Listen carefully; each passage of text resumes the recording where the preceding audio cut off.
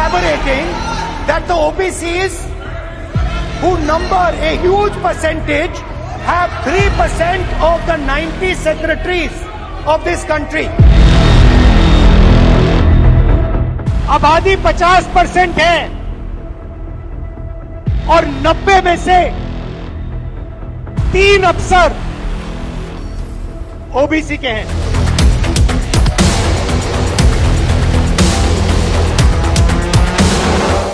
नमस्कार, मैं हूं खुशबू राय और आप देख रहे हैं एनएमएफ न्यूज। ये जो तस्वीरें दिखाई वो चिंतामणि राहुल गांधी की है, जिन्हें नारी शक्ति वंदन अधिनियम में ओबीसी रिजर्वेशन ना मिलने पाने पर चिंता सता रही है।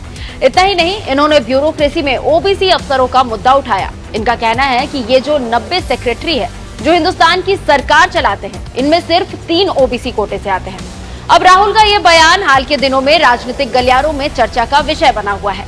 लेकिन कहते हैं ना, दूसरों पर उंगली उठाने से पहले खुद के गिरेबान में झांक लेना चाहिए।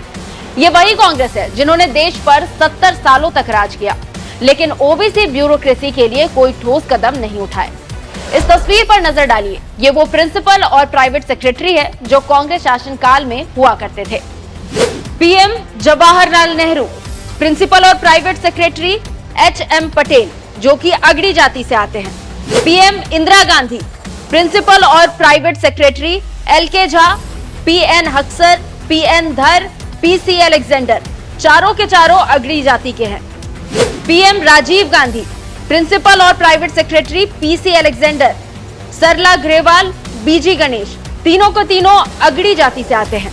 और आखिर में पीएम मनमोहन सिंह, जिनके प्रिंसिपल और प्राइवेट सेक्रेटरी टीके नायर और पुलक चैटर्जी है, और ये दोनों भी अगड़ी जाति से ही आते हैं।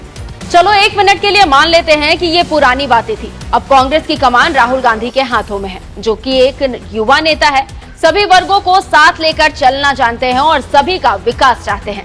ऐसे में तो उन्हें कांग्रेस शासित राज्यों में कम से कम ओबीसी रिजर्वेशन देना चाहिए था। लेकिन ओबीसी रिजर्वेशन के लिए आवाज उठाने वाले राहुल की कांग्रेस के गठबंधन सहयोगियों के नेतृत्व वाले 6 राज्यों में से केवल एक राज्य ऐसा है जिसमें उन्होंने एसटी संबंधित मुख्य सचिव बनाया है, और वो राज्य है तमिलनाडु। बाकी हिमाचल प्रदेश, पंजाब, राजस्थान, कर्नाटक, बिहार, पश्चिम बंगाल, छत्तीसगढ़, झारखंड और केरल, सभी में जो मुख्य सचिव है वो सब के सब ऊंची जाति से आते हैं। इसके अलावा कांग्रेस कार्य समिति का अभी पिछले महीने ही पुनर्गठन हुआ।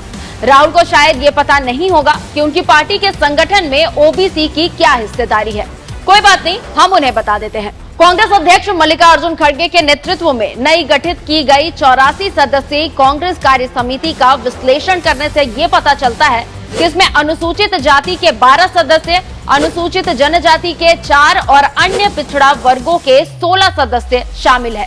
कमेटी में अल्पसंख्यक वर्ग के 9 सदस्य शामिल है। वहीं 15 महिला और सामान्य वर्ग के 43 सदस्यों को इसमें जगह मिली है। इस तरह यहाँ पिछड़ा वर्ग की हिस्सेदारी केवल 19% ही है। राहुल को अपने इतिहास के पन्नों को भी पलटकर देख लेना चाहिए, तब जाकर उन्हें ये पता चलेगा कि कांग्रेस राज में पार्टी ने ओबीसी के कितने नेताओं को मुख्यमंत्री बनाया। उत्तर प्रदेश का इतिहास बताता है कि कांग्रेस ने केवल स्वर्ण मुख्यमंत्री ही बनाए हैं। यूपी में जब जब गैर कांग्रेस की सरकार बनी, तभी मुख्यमंत्री ओबीसी तबके का बन सका। बीजेपी ने अब तक जितने मुख्यमंत्री बनाए हैं, उनमें से 30.9% ओबीसी है, जबकि कांग्रेस द्वारा बनाए गए मुख्यमंत्रियों में सिर्फ 17.3% ओबीसी है। अन्य दलों के लिए ये आंकड़ा 28% है। इस तरह बीजेपी ने अब तक 68 मुख्यमंत्री बनाए हैं, जिनमें 21 ओबीसी थे, जबकि कांग्रेस ने आजादी के बाद से 250 मुख्यमंत्री बनाए, जिनमें से 43 ही ओबीसी कोटे के थे।